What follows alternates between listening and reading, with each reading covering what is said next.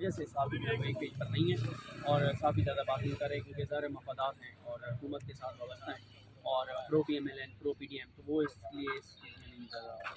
अच्छा, last question है कि मुराद सईद साहब को अरशद शरीफ साहब के बहुत ज़्यादा करीब समझा जाता है। ये भी खबरें गर्दिश कर रही हैं कि अरशद शरीफ साहब का लैपटॉप मोबाइल वगैरह वो मुराद सईद साहब के पास है। अभी पिछले दिनों हमने खबर सुनी कि उनकी लाइफ को बहुत ज़्यादा थ्रेट्स मिल रहे हैं। क्या इनके ताने बाने अरशद शरीफ साहब की शहादत से कोई हो सकता है लिंक इसका?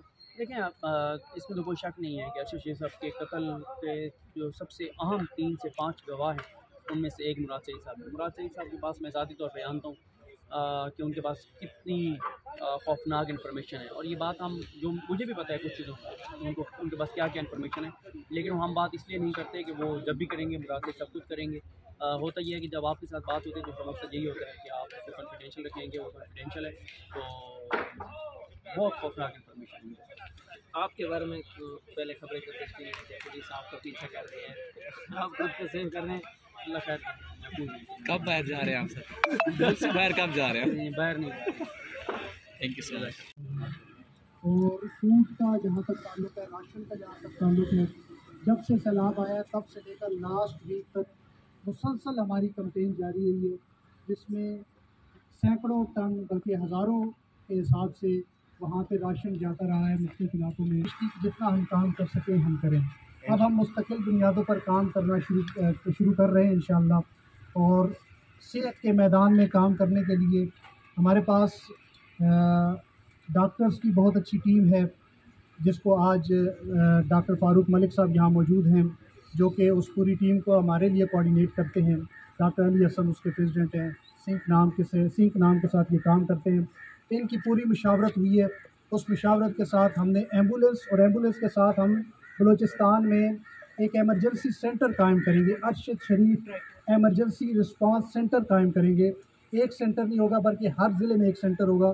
जिस तरह पाकिस्तान में पंजाब में 11 222 चल रही है, तो हम उस लेवल पर तो नहीं जाएंगे, लेकिन निजी लेवल पर तकरीबन उतनी चीज़ होगी कि जो हम इंशाल्लाह वहाँ पे लोगों को रेस्क्यू में प्रोवाइड कर सकें। उसके अंदर फ्री डिस्पेंसरी है, उसके अंदर क्लिनिक है।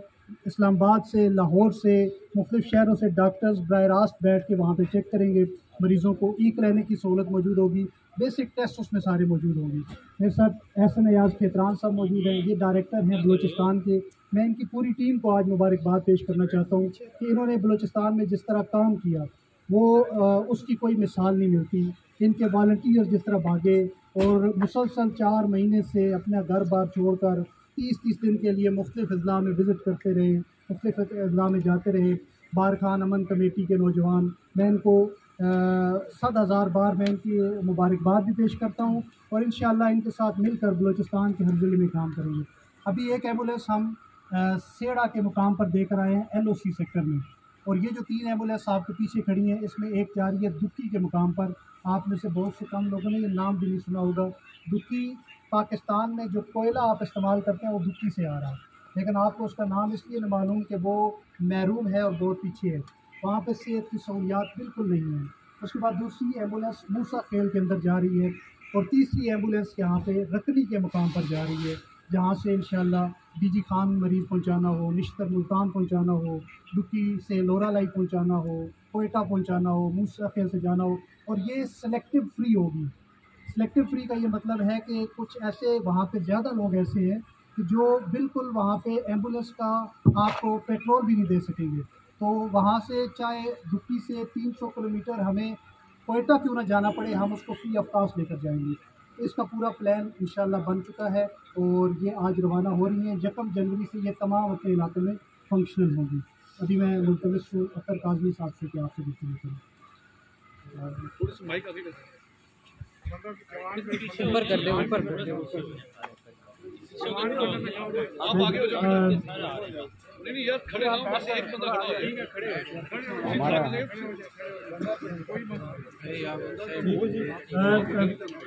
बहुत बहुत शुक्रिया, थैंक यू सो मच। पहली तो बड़ी मेरे लिए टू बी ऑनेस्ट एक बड़ा फख्र का मौका है कि इस मौके पे मैं यहाँ पे मौजूद हूँ। इमरान रियाज खान साहब ने ये जो इनिशिएटिव लिया है, एक तरह से सदका जारिया है। अरशद शरीफ साहब की रूह को भी सवाब मिलता रहेगा। उसके साथ साथ ये एम्बुलेंसेज हमें याद भी करवाती रहेंगी कि अरशद शरीफ साहब किस वजह से शहीद हुए, किस वजह से उन्होंने इतनी बड़ी कुर्बानी दी। और इमरान रियाज साहब खान का जो भी उनका ये काम है और खुसूसन उस इलाके में करना, देखें ये इस्लामाबाद में भी हो सकता था, लाहौर में भी हो सकता था, पेशावर में भी हो सकता था और बड़ी आसानी से हो सकता था। पूरी उनकी तवज्जो रही बलूचिस्तान की तरफ। और उसके साथ साथ जब से अरशद शरीफ साहब की शहादत हुई उसके बाद यहाँ पे उनकी फैमिली के साथ ताउन हो या अरशद शरीफ साहब की बॉडी कीनिया से मंगवानी हो, जो इमरान रियाज खान साहब ने किया है टू बी ऑनेस्ट एक अच्छे दोस्त की तरह और एक अच्छे इंसान की तरह उन्होंने हक अदा किया। बाकी अब हम सब का फ़र्ज़ है कि ये इमरान रियाज खान अकेले तो नहीं कर सकते, हम सब को इसके अंदर अपना अपना हिस्सा डालना पड़ेगा। जिस हैसियत में जिस सतह में हम ये हिस्सा डाल सकते हैं ज़रूर डालें। और एक चीज़ मैं करूँगा कि जो अरशद शरीफ साहब के हवाले से केस चला है सुप्रीम कोर्ट के अंदर, उसमें भी जिस तरह सदीक जान यहाँ मौजूद हैं, इमरान रियाज खान साहब, सब लोगों ने इनिशिएटिव इन्होंने लिया और फिर अवाम ने भी ख़त लिखे। तो अब जब हेयरिंग हुई तो उतनी बड़ी तादाद में वहाँ पे सहाफ़ी नहीं थे, कुछ ऑब्वियसली अपनी अपने लोगों की मसरूफियात होती हैं, लेकिन अब इसको भी साथ लेके चलना पड़ेगा। और अगली जो हेयरिंग है जनवरी में, वहाँ पे ज़रूरी है कि सहाफ़ी पहुँचें और ताकि अदालत को भी पता चले कि हम इंसाफ चाहते हैं अरशद शरीफ साहब के लिए, उनकी फैमिली के लिए और पूरे पाकिस्तान के लिए। तो उसमें इतना कहूँगा, वंस अगेन एक बेहतरीन इकदाम है इमरान रियाज खान साहब का, मैं उनको मुबारकबाद देता हूँ और अप्रिशिएट करता हूँ। और आप सबसे ये अपील करूँगा कि ये इमरान रियाज खान साहब का जो काम है जिधर तक आप पहुँचा सकते हैं उसको पहुँचाएँ और जितना ताउन हम सब कर सकते हैं हम सबको करना चाहिए। शुक्रिया। मैं सिर्फ यहाँ ये बताना चाहूँगा कि इससे पहले सदीक जान साहब भी बात करेंगे, अब मैं ये बताना चाह रहा हूँ कि इसमें से 2 एम्बुलेंस जो आपके पीछे खड़ी हैं वो इमरान रियाज खान साहब ने खुद डोनेट की है, ज़ाती डोनेट की है, इसमें किसी और की फंडिंग शामिल नहीं है। और 2 उनके एक करीबी दोस्त ने दिए हैं। अभी हमारे पास इंशाल्लाह रमज़ान मुबारक से पहले हमें पूरी उम्मीद है कि 10 मज़ीद एम्बुलेंस हमारे नेटवर्क का हिस्सा बनेंगे इंशाल्लाह। तो सदीक जान साहब की बात करेंगे। सदीक भाई थोड़ा सा आगे सेंटर में हो जाए, सेंटर में आ जाएंगे। और यार ये जो नीचे कर रहे हैं सारे बाल ही आ रहे हैं यहाँ पे। बिस्मिल्लाहिर्रहमानिर्रहीम, सबका बहुत शुक्रिया जो यहाँ पर आए हैं। और सबसे पहले तो मैं रज़ी ताहिर साहब ने इस तरह से बताया कि इन्होंने जो रिलीफ में काम किया, मैं ज़ाती तौर पे जानता हूँ इमरान रियाज खान साहब की काविशों से। और मैं इमरान भाई को इसलिए भी अप्रिशिएट करता हूँ कि इमरान रियाज खान साहब को अल्लाह ताला ने जो इज़्ज़त दी है, जो शोहरत दी है, जो मकाम दिया है, इस इज़्ज़त को, इस शोहरत को वो अपने बिज़नेस के लिए भी इस्तेमाल कर सकते थे। लेकिन हमने देखा कि सलाब में जिस तरह से उन्होंने अपनी इस पॉपुलैरिटी को, लोगों की दी हुई इज़्ज़त को जिस तरह से रिलीफ के लिए इस्तेमाल किया, दुख इंसानियत के लिए इस्तेमाल किया, उस पर अल्लाह ताला उनको मज़ीद उनको इज़्ज़त दे, अल्लाह ताला उनकी इस सारी काविश को कबूल करे।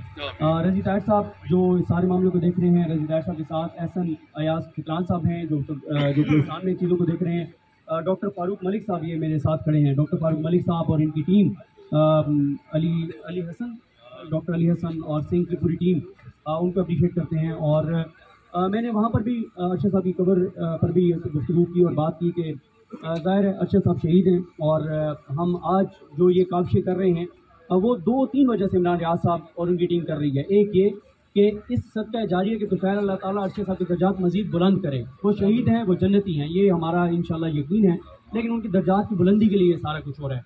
दूसरा जो है इसमें, इसका मकसद ये है कि ज़ाहिर है ये एम्बुलेंसेज जिसलिए जब मरीज़ इस पर जाएंगे दुखी इंसानियत की सर्विस के लिए इस्तेमाल होगी, तो उनके दिल से जो दुआ निकलेगी उससे अरशद साहब के दर्जात अल्लाह ताला मज़ीद जो है वो बुलंद करेगा। दूसरा इसका मकसद यह है कि अरशद साहब को भुलाया ना जा सके, याद रहे अरशद साहब, और वो याद रहेंगे इंशाल्लाह, कभी लोगों को भूलेंगे जिस तरह से उनको शहीद किया गया और जिस वजह से उनको शहीद किया गया।